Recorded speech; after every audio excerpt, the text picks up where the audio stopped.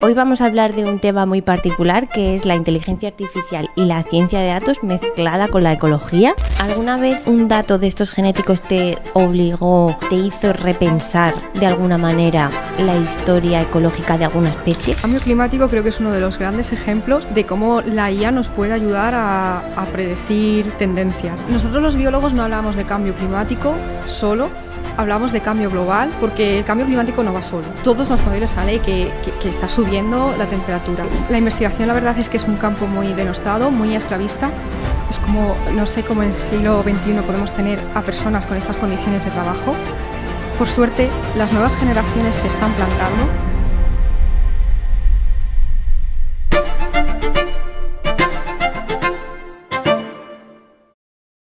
Bueno, Irene, muchas gracias por venir. Gracias por invitarme.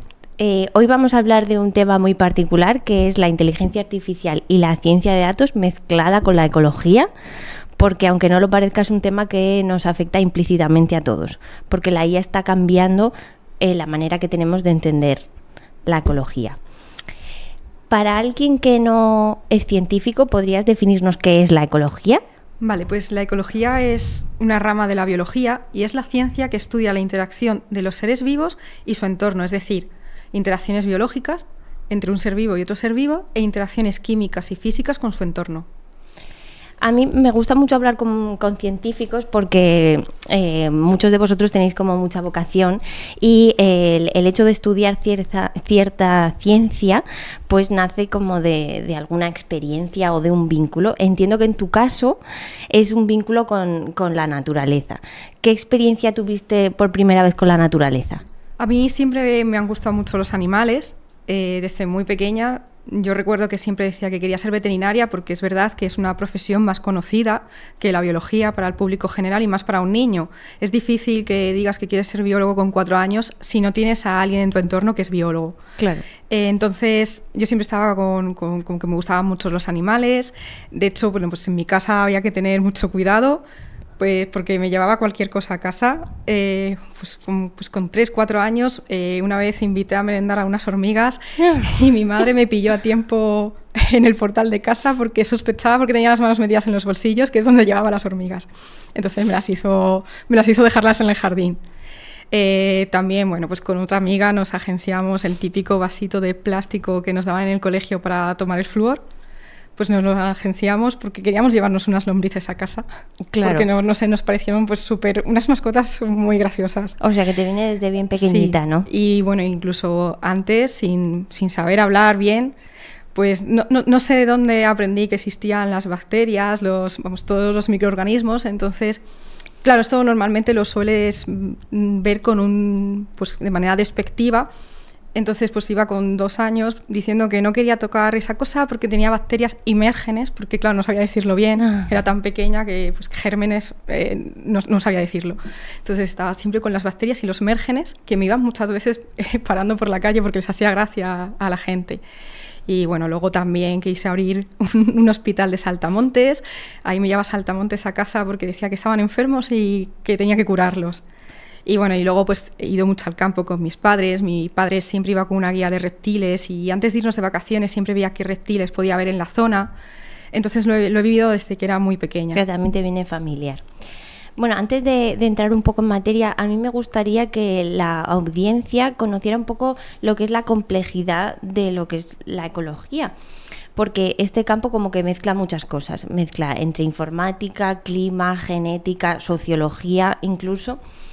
O sea, ¿cómo abordamos la ecología desde un enfoque sistémico? Bueno, a ver, hay que entender que es muy difícil abordar un ecosistema entero porque son muchas interacciones las que están en juego. Imaginaros lo que en un ecosistema todos los animales y plantas que pueda haber.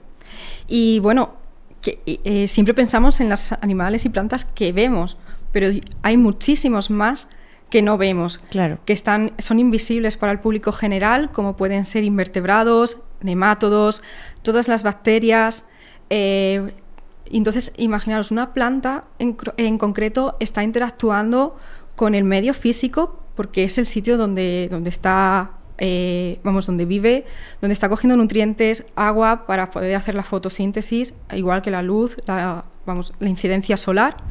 Y también está interactuando con otras plantas que pueden ser competidoras por esos mismos recursos o facilitadoras. Es decir, una planta más grande puede hacer que ayude a esta planta a crecer porque le veta un poco esta incidencia solar. También está interactuando con nemátodos, lombrices que le están aireando el suelo, otros animales que también intervienen en el ciclo de nutrientes, el ciclo de carbono, nitrógeno, potasio, fósforo, también la erosión que pueda tener el suelo. Las capas edáficas, no es lo mismo una planta que está viviendo en un suelo con mucha materia orgánica que un suelo pobre en materia orgánica, la matriz madre de la roca. Sí, como es muy enorme. Difícil. O sea, hay que entender que es imposible estudiar un ecosistema entero en una vida. Claro. Entonces, los ecólogos nos centramos en aspectos más pequeños. Puede ser una escala más grande o más pequeña según tu estudio. Pues quiero mirar adaptaciones que pueden tener plantas a este clima o comparar adaptaciones de un clima duro, seco, tipo desierto, que no hay agua, con alta montaña, que también es un clima donde muchas adaptaciones son comunes. O quiero ver cómo está interactuando esta población o los polinizadores, una red de polinizador planta. O sea, digamos que os especializáis en sí. ámbitos. Tú empezaste estudiando ecología, pero la vida pues te ha llevado a mezclar esto con la ciencia de datos y con la inteligencia artificial. ¿Te ayudó te costó aprender a pensar de manera interconectada ambos campos? Yo creo que no me costó mucho, también un poquito por el background que yo tenía. En biología, sobre todo cuando trabajas en ecología, siempre sabes que todo depende de algo, o sea, nunca tenemos respuestas taxativas. Entonces, yo estudié biología en la Rey Juan Carlos, no es una biología pura como podemos tener en otras universidades, que a lo mejor pues, son más biología sanitaria o biología tradicional. La biología de la Rey Juan Carlos ya era más enfocada a ecología, entonces desde el inicio ya he estado trabajando con estas variables. Entonces, aunque hay momentos de desesperación... O sea, ya venía implícito en la manera que estudiabais, ¿no? Sí.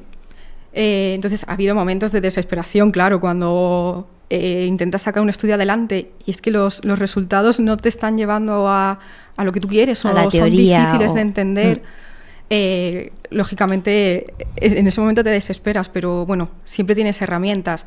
Y de hecho, yo, por ejemplo, lo que te he dicho, estudié la carrera en la Rey Juan Carlos y estudié el máster también en la Rey Juan Carlos y, claro, venía gente de otras universidades también a estudiar el máster. Y yo noté mucha diferencia a los que veníamos de haber estudiado la biología en la Rey Juan Carlos que de los que venían de otras universidades, precisamente por eso, porque desde que entrábamos con 18 años ya estábamos viendo todo que nada es taxativo. Claro. Como has comentado antes, tú pues te ibas con tu padre al campo y demás. O sea que antiguamente la ecología se basaba en observación y en registros, ¿no? Y ahora pues hay muchísimas maneras de obtener datos, como pueden ser sensores, drones, cámaras. Entonces aquí es donde entra un poco lo que es la ciencia de datos y el Big Data. ¿Recuerdas como tu primer contacto con datos muy masivos? Porque no es lo mismo hace 30, 40 años a ahora, que tenéis muchísimas más posibilidades. Sí, yo estaba haciendo la tesis y estaba trabajando con genética de poblaciones. Estaba trabajando con genética de poblaciones tradicional. Cuando dices genética de poblaciones, ¿a qué te refieres? Pues teníamos unas poblaciones que están interconectadas. Por eso hablamos también de metapoblación. Ajá, es decir, vale. Poblaciones que tienen su flujo genético entre ellas. Vale. Muchas veces tiene una dinámica de extinción, creación de nuevas poblaciones, pero la metapoblación persiste porque, hay poblaciones fuente, poblaciones sumideros, pero siempre hay algo. Entonces estudiábamos, con genética de poblaciones, estudiamos a nivel genético cómo se están comportando estas poblaciones. Es decir, el flujo génico entre ellas, la estructura genética, la distancia genética entre poblaciones, endogamia, frecuencia alélica, todos esos parámetros. Sí. Entonces, La genética de poblaciones clásica pues, se ha estudiado sobre todo con microsatélites, satélites, minisatélites, que son secuencias repetitivas dentro del ADN. Pero claro, ya en esa época, que esto estamos hablando de 2017, ya se estaba hablando de Next Generation Sequencing, es decir, no cojo una región muy, muy pequeña del ADN, sino cojo genes enteros o incluso el genoma entero. Es verdad que estaba despegando porque esto era súper caro de hacer, ya estaban empezando a bajar los precios y esto iba a ser una revolución en todo el campo de la genética, tanto a nivel de medicina como a nivel de ecología. Pero porque mezclabais esto con herramientas, ¿no? Imagino, claro, con herramientas nuevas de ciencia de datos o de IA. Claro, o sea, hablar de Next Generation Sequencing es hablar ya de genómica y esto es Big Data. Vale. Entonces yo sabía que esto era importante aprenderlo porque esto iba a ser el futuro. Entonces pues hice un curso de Next Generation Sequencing donde trabajábamos sobre todo con Linux, aunque hay programas con interfaz gráfica como Galaxy, casi todo es Linux. Es decir, ¿necesitabais código. Linux por alguna razón? Porque era... es más rápido, claro, que Windows. ¿Y de cuántos datos estamos hablando? Estamos hablando de... Podemos tener secuencias, o sea, el genoma puede ser de 10.000, 20.000... ¿Por gen? O... No, ADNs enteros. ADNs enteros, vale. O sea, es que el ADN es muy variable según el organismo. Hay genomas muy largos y genomas más cortos. O incluso estamos hablando a lo mejor de 1.000 secuencias. A lo mejor sí que es un gen acotado, pero son muchas volumen, secuencias. ¿no? Claro, necesitabais aprender a procesarlos de una manera... que normalmente pues los datos te vienen en un formato que se llama FASTQ. ¿Cómo es este formato? O sea, si abriésemos con un editor de texto, porque bueno, lo puedes abrir, tienes una línea donde está la secuencia de tu ADN con las cuatro con las 4 bases nitrogenadas, que son adenina, guanina, citosina, timina si es ADN o uracilo si es ARN. Y abajo tienes unas letras que no tienen sentido, que lo que marcan es la calidad que tiene justo esa base cuando la has secuenciado. Entonces, tienes dos FASTQ si es ADN, porque tenemos una doble hélice, y un FASTQ si es ARN. Entonces, normalmente coges estos archivos, los metes todos en el programa de golpe, y normalmente pues miras la calidad que tiene, cortas el inicio y el final de estas secuencias que suele tener menor calidad por temas de secuenciación, pones también un filtro, pues mira, si cada 4 bases la calidad baja de tanto, elimíname esta secuencia.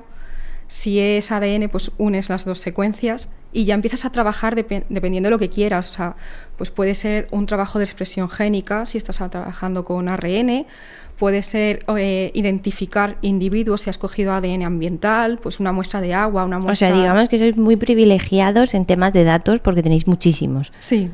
Claro. Y has mencionado en lo que estabas diciendo lo que es la genómica y la metagenómica. Antes de pasar yo a las siguientes preguntas, ¿me podías explicar de manera muy, muy breve para entender el contexto de las preguntas qué quiere decir genómica y metagenómica? Vale, genómica es, pues si yo cojo a un individuo, quiero secuenciar todo su genoma o hacer un estudio con una parte de su genoma. Pero tienes un individuo, una especie, algo muy concreto. Metagenómica es, tú metes ahí, tienes 50, 30, 20, 100 especies. Es decir, para que quede claro, yo he cogido semillas de una especie de planta y he hecho metagenómica para saber todas las bacterias que estaban asociadas a esa semilla. Vale, o sea que es un campo donde se pueden hacer análisis masivos de datos, ¿no? ¿Y alguna vez un dato de estos genéticos te obligó o te hizo repensar de alguna manera la historia ecológica de alguna especie? Sí. Yo estaba trabajando con una planta que es endémica del suroeste de la península ibérica y noroeste de Marruecos. Toda la bibliografía dice que esta planta tiene muy baja dispersión. Pero cuando dices dispersión, ¿a qué te refieres? Tiene sus semillas y las semillas caen súper cerca de la planta madre. Pero estamos hablando de una especie que está a ambos lados. O sea, la teoría decía que tenía baja dispersión esta planta. Vale. Pero es una planta que está a ambos lados del estrecho. Bueno, puede ser posible por la historia geológica de la Tierra, que ahora voy a comentar. Yo empecé con un estudio de genética de poblaciones. La verdad es que fue un dolor de muelas este estudio, porque todos los software o casi todos los software que se utilizan para genética de poblaciones asumen que las poblaciones están en un equilibrio de Hardy-Weinberg. Es decir, una población que está en equilibrio de Hardy-Weinberg significa que generación tras generación las frecuencias alélicas no cambian. ¿Eso qué quiere decir? Es decir, no hay migración, vale, no hay deriva génica, es decir, que por azar pueda desaparecer algún individuo con un alelo específico y que pueda afectar a, pues el 80% somos morenos, el 20% rubios. Pues la generación siguiente tiene que ser igual, pero por azar normalmente cambia y deriva génica. Que haya un apareamiento aleatorio entre individuos, que ya estamos hablando que es difícil si estamos hablando de una planta que crece en parches. ¿En parches qué quieres decir? Como crece en zonas específicas, ¿no? Sí. Vale. O sea, no tiene como una población asociada a ella ni nada, sino eso, aquí un poquito, luego aquí otro Exacto. poquito y demás. Vale. Y la población no puede estar sujeta a selección natural, que ya vemos que complicado. Entonces, a ver, normalmente, aunque sabemos que las poblaciones no cumplen el equilibrio de Hardy-Weinberg, utilizamos estos software porque a lo mejor el desvío es mínimo. Esta planta no. Por un lado, tenía una distancia genética entre poblaciones súper alta porque estaban muy aisladas estos parches. La endogamia, altísima. O sea, todos mis individuos tenían los mismos alelos. Entonces, fue difícil caracterizar las poblaciones de esta planta. Y decidí hacer otro estudio más, que era un estudio de filogeografía, es decir, intentar hacer un estudio de geografía en el pasado. Claro, o sea, tú lo que hiciste fue comparar, de alguna manera, lo que tú estabas prediciendo, ver cómo se comportaba en el pasado, ¿no? Quería ver esta especie, cómo había llegado a los dos lados del estrecho de Gibraltar. Vale, y eso tú te apoyaste en todos los datos que tenías. Sí, y saqué más datos. En un histórico donde se denotaba como... No, yo tenía mis datos del ADN actual.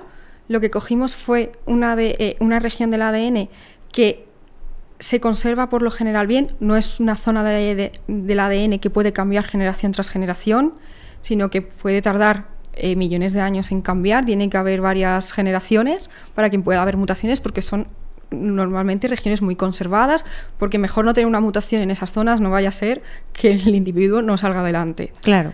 Entonces son mutaciones que se utilizan para caracterizar ya poblaciones, no individuos. Entonces yo tenía, vale, la hipótesis según toda la bibliografía de esta planta, recordando que tenía poca dispersión, es que esta planta había aparecido antes de que el estrecho de Gibraltar se abriese. Porque, bueno, esto no lo sabe todo el público, pero el mar Mediterráneo se secó. Hace 6,5 millones de años el mar Mediterráneo se secó, se denomina la crisis salina del Mesiniense, y eso permitió que muchas especies pasasen a ambos lados del estrecho. Entonces, bueno, pues puede ser el caso de esta especie. Esa era nuestra hipótesis inicial.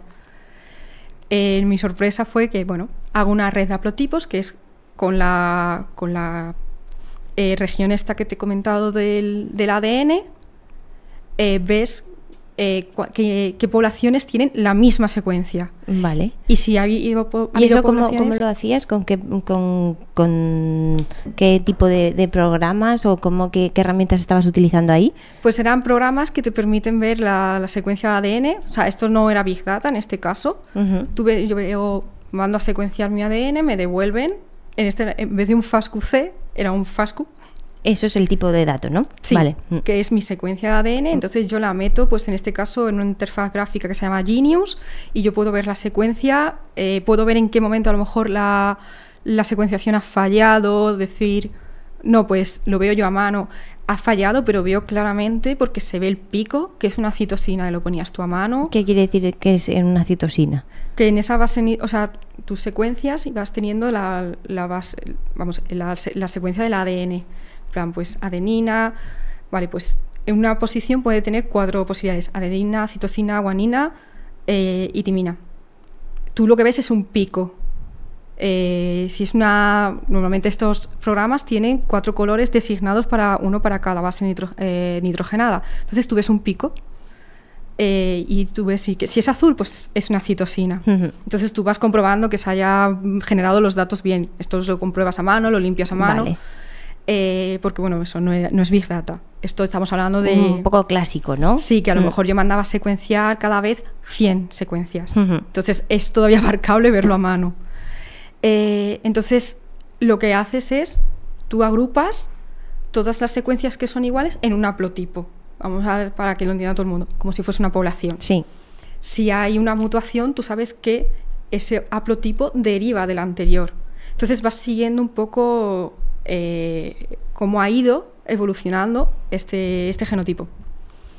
¿Qué pasa yo? ¿Qué me pasaba en mi caso? Tenía 6 haplotipos. Y quitando Portugal, que iba un poquito por su cuenta, la zona de Cádiz y Marruecos habían compartido haplotipos. De hecho, llegamos a ver que había habido 4 colonizaciones. No sabemos si desde la zona de Cádiz hacia Marruecos o desde Marruecos hacia Cádiz, porque yo no tuve un outgroup. Un outgroup es que tú coges una especie que está emparentada con tu especie, también las secuencias, y se une a uno de esos haplotipos. Mi especie estaba tan separada de las especies más cercanas que no se me unían. Entonces no sabía por dónde, qué es lo que había cruzado, o sea, si de Marruecos a España o de España a Marruecos. Entendemos que Marruecos porque las especies que están más emparentadas vivían en África tropical. Y lo que hice fue una filogenia donde daté, aquí sí. ¿Una filogenia qué quiere decir? O sea, un árbol de relaciones, pues esta especie ha derivado a estas 2 especies, esta especie ha derivado, por así entenderlo. Entonces, aquí ya cogí datos pues, de bases públicas como GIMBA para coger pues todo... La GIMBA, que es una base pública de ecología. De secuencias pública que puede utilizar a todo el mundo. Entonces yo tenía mis secuencias de mi especie porque no había nada, y luego yo lo que hice fue bajarme secuencias de lo que era la familia de esta planta, y daté la filogenia. La sorpresa fue que esta especie nació en el Cuaternario, es decir, hace menos de 1 millón de años, muchísimo después de que el estrecho de Gibraltar ya se había abierto. Con lo cual, la teoría de se seca el Mediterráneo y cruza porque tiene baja dispersión, ya está, o sea, no era, se refuta. Digamos que la teoría decía una cosa y tú, gracias al análisis de datos, se demostró otra. Se demostró que esta especie había colonizado ambos lados del estrecho por dispersión a larga distancia. Intenté con eventos extremos, con estudios de eventos extremos, con ver si era posible, porque como hay tantas rachas de viento allí, si el viento había ayudado. A día de hoy está todavía sin descubrir cómo esa especie ha cruzado el estrecho. Bueno, pues a ver si en tus próximos estudios descubrís cómo. El estudio que nos acabas de contar lo habéis hecho con datos, pero con metodologías, digamos, más clásicas. Sí. Pero... los ecólogos lleváis ya muchísimos años utilizando técnicas de inteligencia artificial, como puede ser el aprendizaje automático, / machine learning. Y quería preguntarte qué tipo de algoritmos o modelos han demostrado ser más útiles para datos particularmente ecológicos. Vale, hay que entender que el machine learning es una herramienta más. Entonces, todo depende mucho de tu pregunta. Muchas veces en ecología no queremos tanto predecir, aunque también hacemos predicciones tanto a futuro como a pasado, que esto también la gente se sorprende, sino quieres saber qué es lo que está afectando a tu pregunta de estudio. O sea, digamos que el problema no es tanto la predicción, ¿no? No, o sea, en ecología tienes que saber muy bien elegir tu herramienta. Si yo tengo una planta y quiero ver adaptación a la sequía, pues hago un estudio donde riego más, riego menos, y no quiero predecir. Bueno, quiero ver utilizar clusterizaciones o cómo afecta, cosas así, ¿no? Entonces, muchas veces se utilizan estudios algoritmos como modelos lineales generalizados, acumulativos, porque quieres obtener un p-valor para decir, vale, esta variable en concreto, de todas las que he cogido, está es la que más afectando afecta a mi variable de estudio. Claro, pero estos son modelos más clásicos. Para la parte de Machine Learning sí que utilizáis algoritmos. No tiene por qué ser supervisado, sino también puede ser no supervisado. No, podemos utilizar demás, clustering, como tú has dicho. Eso. Por ejemplo, antes he hablado de la estructura genética. Esto se hace con un algoritmo de clustering que se utiliza en Machine Learning. También utilizamos Random Forest. Muchas veces, si tú quieres, por ejemplo, lo que he dicho antes, un estudio de adaptación a la sequía, pero quieres saber qué mutaciones son las que hacen que tu planta muestre rasgos de adaptación a la sequía o no, pues haces un random forest para saber qué mutaciones están ligadas a estos fenotipos. Ejemplo, el objetivo del problema, ¿cuál sería? Detectar patrones. Vale. Yo sé que bueno, pues por ejemplo, la eficiencia en el uso de agua, que es una de las variables que se utilizan, está codificada en estos genes. Vale, pues cojo SNPs, que son mutaciones puntuales en una base de nitrogenada dentro de ese gen. Entonces tú utilizas Random Forest para ver qué patrones para detectar patrones en esas mutaciones que hacen que tu planta esté más adaptada o no, porque utilice mejor el agua. Claro. Y acabas de decir que validáis los modelos a futuro y a pasado. ¿Cómo es eso? ¿Qué tipos de validaciones hacéis? Vale, pues a futuro creo que como cualquiera haces el modelo y miras a ver cómo se comportan a lo largo del tiempo. Pero en pasado entiendo que haces un modelo con los datos históricos y miras a ver qué es lo que ocurre, cómo se hubiese comportado el modelo en el pasado, ¿no? Un backtesting, digamos. Y bueno, pues lo validas un poco con bibliografía de estudios similares, porque si ves un dato que no te cuadra, pues lo compruebas, emplean, pues si estoy trabajando con una especie con estas características, pues voy a buscar una especie parecida donde se haya hecho el mismo estudio y ver si más o menos se comporta igual. Así se valida. Y luego, al final, muchas veces creo que los ecólogos vamos muy de humildes, pero al final tú a lo mejor te has pasado años estudiando una especie, entonces eres el mayor experto. Claro. Posiblemente en esa especie. Entonces, tú eres la persona más adecuada para saber si un resultado te está chirriando o no. Claro. ¿Y qué papel juega la inteligencia artificial en detectar especies que pueden extinguirse, por ejemplo? Vale, pues jugamos con muchas herramientas, algunas que son inteligencia artificial, otras que no. Por ejemplo, hemos trabajado durante muchos años con modelos de distribución de especie, que no es inteligencia artificial, pero sí que son modelos predictivos. Entonces, ¿qué tipo de modelos? O sea, ¿qué tipo de modelos? Sí. ¿Lineales? No son lineales porque lógicamente esto no son lineales, o sea, no cumplen esas asunciones. Pero tú, por ejemplo, pues son modelos en los que tú tienes datos de presencia de la especie o pseudoausencia. Normalmente suelen trabajar con pseudoausencia porque ¿Qué tú quiere sabes decir eso? ¿Pseudo qué? Ausencia. Pseudoausencia, vale. Tú sabes que una especie está aquí porque la has visto, claro. Pero si no la has visto no sabes si es porque no has mostrado lo suficiente o porque la especie no está. Entonces no es un cero taxativo de no está. No, trabaja con pseudoausencias como, bueno, es un 0 pero que puede ser un 1. Entonces tú tienes datos de coordenadas de dónde está la especie, tienes, por ejemplo, variables climáticas, que hay modelos subidos, donde pues a nivel mundial, con datos de temperatura, precipitación, salinidad, si estás trabajando con especies marinas, temperatura máxima, mínima, absoluta, o sea, de todo, incluso antrópicas, como huella de carbono, cercanía a vertederos, de todo un poco. Entonces tú lo que haces es que metes en el programa, porque normalmente se utilizaba Maxent, también hay... Sí, son programas específicos Sí, también hay librerías en R, ¿no? Sí. Metes tus coordenadas, metes esas capas, el programa aprende por bootstrapping, jackknife, o sea, son términos que se utilizan en IA ahora. Sí, son derivados de lo clásico. Claro, aprenden dónde está la especie y dónde no está, qué variables y en qué rangos está haciendo que esa especie esté, o sea, que aprende patrones. Sí. Te saca un modelo a presente de la distribución potencial de esa especie. De si se va a extinguir pronto o no. Claro.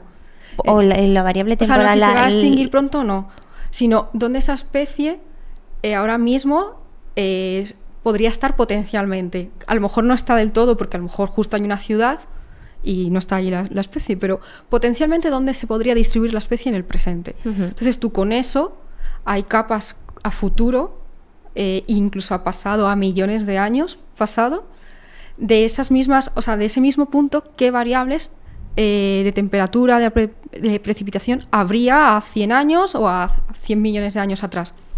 Subes esas capas, el modelo, como ya tiene los patrones aprendidos en el presente, lo extrapola al futuro o al pasado. Y puedes ver si el área de distribución es mayor o menor. En el caso del futuro puedes llegar a predecir que la especie se extingue. Claro. ¿Y ha pasado o sea, has visto alguna que se haya extinguido de verdad y ese modelo lo haya predecido? Yo no lo he visto, o sea, he trabajado con un software parecido al que te he comentado, que en vez de trabajar a nivel de población, trabaja a nivel de individuo, entonces le puedes meter también datos genéticos, datos demográficos y simular, por ejemplo, a 100 años, cómo puede variar las poblaciones de esta especie, qué especies pueden estar conectadas, que eso también es muy importante a la hora de tomar decisiones, porque puedes intentar reforzar ese corredor ecológico, en plan, no vamos a plantar una ciudad en medio, por favor, que se nos extinga la especie, vamos a ponerlo aunque sea 10 kilómetros más para allá. ¿Y eso se tiene en cuenta a la hora de construir? Creo que no tanto como debería, o sea, tenemos ahora herramientas como estas que no son de IA. Ahora con la IA incluso podríamos, con especies menos estudiadas, generalizar patrones con especies que sí que estábamos estudiadas e intentar sacar grado de protección, o sea, de la UICN. Todos hemos oído, esta especie está en peligro crítico, en peligro, esas son las categorías de la UICN. Podríamos intentar predecir y tomar decisiones fundamentadas en datos. Pero siento que muchas veces eso se queda en un estudio publicado y, o sea, que prima más quizás construir que preservar una especie, dices. Bueno, habéis hablado de que utilizáis modelos de Machine Learning y de IA, pero bueno, aquí lo hemos dicho muchas veces en este podcast, que es que la IA no es una herramienta que sea neutral.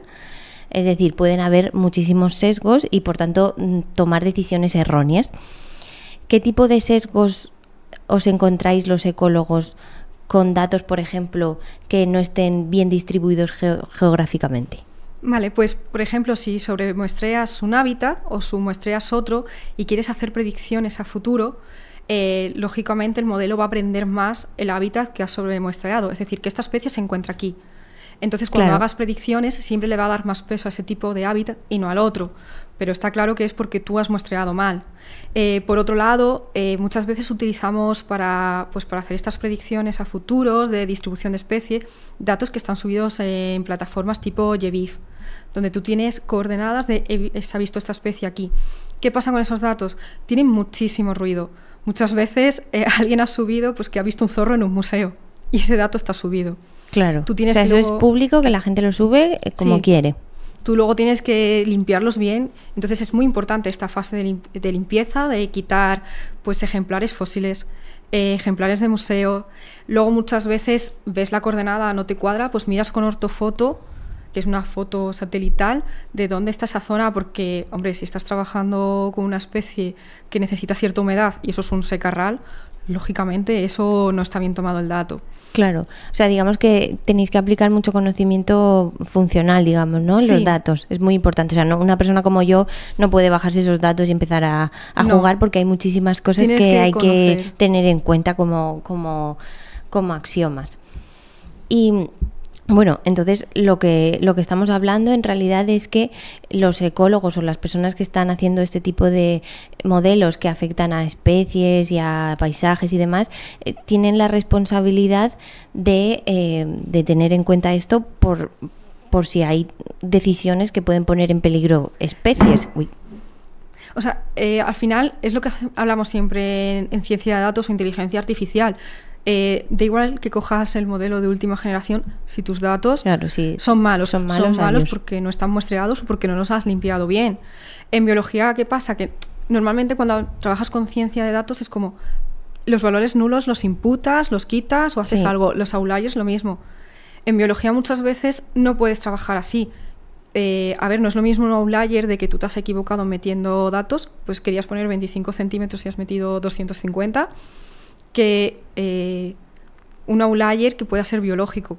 La persona más anciana del mundo posiblemente salga que es un outlier, pero no la puedes quitar. Es real que la esperanza de vida humana se pueda alargar ese tiempo. Sí, pero no sería como el grosso de la población, ¿no? No, pero para ciertos estudios a lo mejor ese outlier es importante. Sí, es importante, claro.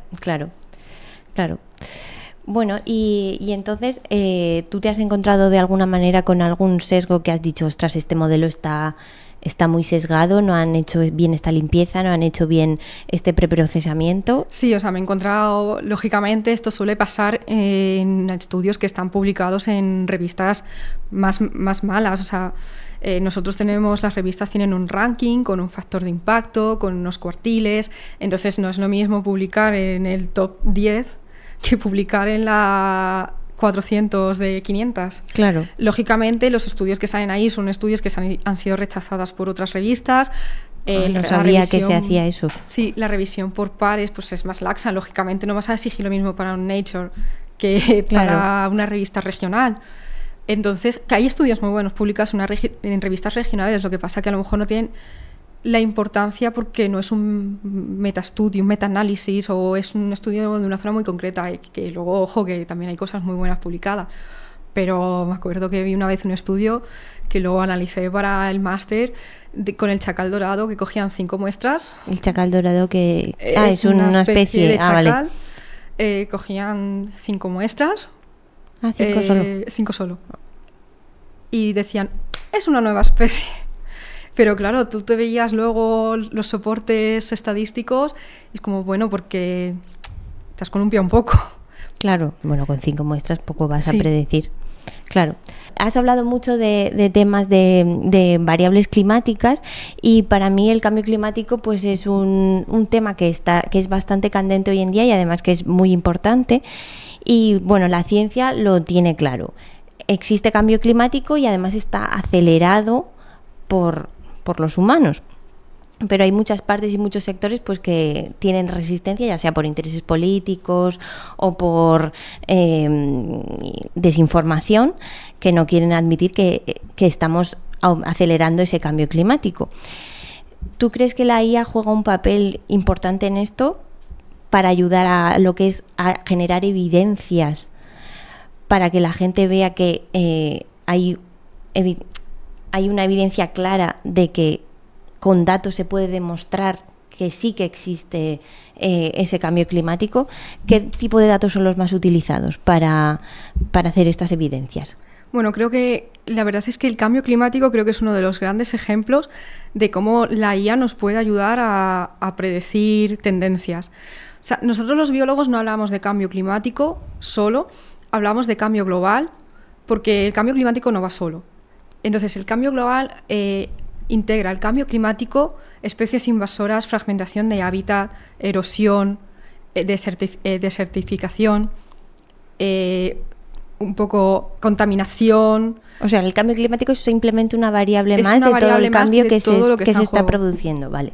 Sí, entonces, si buscas en Google Scholar, que es una de las herramientas que utilizábamos para buscar bibliografía, sale y pones cambio climático, bueno, climate change, salen 10 millones de resultados de estudios que abordan el cambio climático desde diferentes áreas con diferentes datos. O sea, que es algo que está muy, muy estudiado y publicado en revistas muy buenas. Entonces, ¿qué utilizamos? Pues variables tipo temperatura, precipitación, nivel del mar, cantidad de CO2. O sea, esto hay que entenderlo como un todo. Sube la temperatura de la Tierra y sube la temperatura del mar. Al subir la temperatura del mar se disuelve más CO2 en el mar, que aumenta la acidificación de los océanos, y eso provoca, por ejemplo, el blanqueamiento de los corales, que creo que eso lo hemos oído hablar todos, de que los arrecifes de coral están muriendo. Se están derritiendo los polos, sube el nivel del mar y vamos, cualquiera que haya visto los periódicos en los últimos años ha oído hablar de la corriente del Atlántico, porque está a punto de colapsar. Esta corriente es la que hace que las latitudes más al norte no tengan climas tan fríos y las latitudes más cercanas al Ecuador no tengan climas tan cálidos. O sea, es la que regula el clima en la Tierra. Claro. Y ya están saliendo estudios, incluso noticias ya en el periódico de que esto está a punto de colapsar. Claro, y acabas de decir que con la inteligencia artificial podemos generar tendencias o hacer simulaciones. ¿Qué tipo de simulaciones podemos hacer y qué has hecho tú alguna vez? Yo no he hecho simulaciones de cambio climático porque no me he centrado tanto en este tipo de estudios, pero sí que se utilizan escenarios de aumento de la temperatura del aire en la superficie de la Tierra, por ejemplo, es una de las variables que más se utilizan. Cómo se cogen datos desde que hay registro y se puede predecir cómo puede ser a futuro. Y siempre se utilizan varios modelos diferentes, unos modelos más catastrofistas, unos modelos más, más benignos, y se ve cómo puede estar afectando hasta la Tierra. Todos los modelos sale que está subiendo la temperatura. Entonces, pueden ser unos más catastróficos la temperatura está subiendo demasiado, o puede ser que esta tendencia sea más ligera, pero todos apuntan a que suben. Claro, pero una de las cosas que dicen quizás los que niegan esto es que esto siempre ha ocurrido, ¿no? Esto es como algo cíclico de la Tierra, pero la cosa es, ¿existen evidencias con datos de que el ser humano es quien está acelerando este tipo de cambio? Pues hay muchos estudios y entre ellos quiero destacar uno de Gillette y colaboradores de 2021 que está publicado en Nature Climate Change, es decir, es una revista que pertenece al grupo Nature. Estamos hablando de una revista de muy alto impacto, esto no lo publica cualquiera, ni cualquier estudio está ahí. Con lo cual es un estudio basado en evidencia científica y muy potente. Los autores lo que hacen es que cogen esta variable que he dicho antes, la temperatura media del aire en la superficie de la Tierra, e intentan ver con diferentes modelos qué parte pertenece de forma natural y qué parte pertenece ha causado este aumento de temperatura a variables antrópicas. Entonces ellos dividen, por un lado miran natural y antrópico, entonces se ve pues que a nivel antrópico ha aumentado desde que empieza la era industrial la temperatura entre 0,92 y 1,30 grados. Y la parte natural ha habido hay un rango de menos 0,02, o sea, ha bajado a 0,05, es decir, que incluso a nivel natural podríamos incluso haber bajado la temperatura de la Tierra. ¿Y cómo dividen o cómo saben que hay una zona natural? Entiendo que cogen una zona que no está influenciada por nada humano. Estudian sobre todo gases de efecto invernadero y aerosoles, que todos sabemos que son variables que están unidas al ser humano. Entonces ellos miran pues que, por ejemplo, los aerosoles, sí que es verdad que los aerosoles parece que tienen un efecto, cuando dividen estas dos variables, un efecto que enfría, porque les sale un rango de menos 0,73, menos 0,14, pero los gases de efecto invernadero son los causantes de un aumento de 1,16 a 1,95 grados. Entonces ellos ven que ha aumentado la Tierra debido al ser humano, pues lo que he dicho antes, entre 0,9 y 1,3. Y que se ha visto que desde el 2006 a 2020 esta tasa de calentamiento ha aumentado por década, y que por décadas se va aumentando cada década un 0,18 a 0,26 grados. Hemos aumentado en total, si todo el mundo, si estáis un poco puestos en tema de cambio climático, en el Acuerdo de París se intentó que el aumento de la temperatura media de la Tierra fuese por debajo de los 2 grados y se intentaba 1,5. Vale, pues de aquí ya hemos alcanzado un 1,1 de ese acuerdo. Ya. O sea que el margen de maniobra es poco, porque quiero decir, las decisiones de mantener 2 grados o mejor 1,5 es para evitar que esto sea irreversible y daños es que ya no son daños a la Tierra, es que es a nosotros mismos como especie. Ya, pero como somos tan cortoplacistas, pues no lo tenemos tan en cuenta. Y en este estudio que estabas comentando, o sea, los tipos de modelos que han utilizado, ¿cuáles son? Bueno, pues ellos se bajan una base de datos que es pública, o sea, la podéis bajar, que se llama HAT-CRUD4, y utilizan 13 modelos que pertenecen a un proyecto que se llama Proyecto de Intercomparación de Modelos de Detección y Atribución del CMI P6, es decir, del Panel de Cambio Climático Internacional de Cambio Climático. ¿Y sabes de cómo están generados estos modelos? No, yo no sé, no sé cómo están generados. Más opaco. Claro. ¿Y cómo crees que la inteligencia artificial puede ayudarnos a educar a las próximas generaciones? Por ejemplo, haciendo simulaciones o algún tipo de lo que tú has dicho, de tendencias y demás, un poco para ver un escenario a futuro y ver qué es lo que puede pasar si seguimos haciendo lo que estamos haciendo. O sea, la IA puede ayudarnos a que gente pequeña, niños y demás puedan ver esto de una manera un poco más clara, ¿no? Sí, o sea, ellos podemos ver como simulaciones de aumento de temperatura, aumento de nivel del mar, cómo puede afectar que colapse la corriente del Atlántico, y ver o sea, extinción de especies y ver cómo esto nos está afectando. O sea, por lo general somos muy utilitaristas, tú has dicho, cortoplacista y luego utilitarista. Que se extinga una especie debería ser un drama para todos, pero bueno, por lo general a la gente le da igual. Vale, pues intenta pensar que a lo mejor esa especie es la cura para un futuro cáncer que tú tengas. Claro, claro. No deberíamos pensar así. Deberíamos intentar proteger todas las especies porque es nuestro deber. Pero bueno, sé que muchas veces es difícil, pues ya. La planta que yo he estado hablando antes se está investigando ahora en farmacéuticas. Claro, claro. Sí, a ver, nunca sabemos para qué nos puede servir, pues esto, un animal o una planta, pero claro, no lo debemos hacer solo porque nos pueda servir al humano, sino un poco por conciencia. De todas maneras, creo que las generaciones, los niños lo tienen claro. Han vivido ya dentro de este escenario donde tienen información de que está el cambio climático, de que hay que ahorrar agua, de que hay que reciclar. Entonces creo que las generaciones futuras están mucho más concienciadas que las que están, vamos, que las nuestras. Bueno, no lo tengo yo muy claro, pero bueno. Viendo un poco tu perfil, que lo que hemos comentado antes, que eres una persona que ha estudiado biología, pero ha ido por temas de ciencia de datos y demás. ¿Tú crees que las nuevas generaciones de ecólogos van a tener que ser interdisciplinarios? Es decir, van a tener que saber de ciencia de datos y además de tener lo que es la teoría biológica. O sea, ¿está cambiando el perfil de persona que estudia ecología?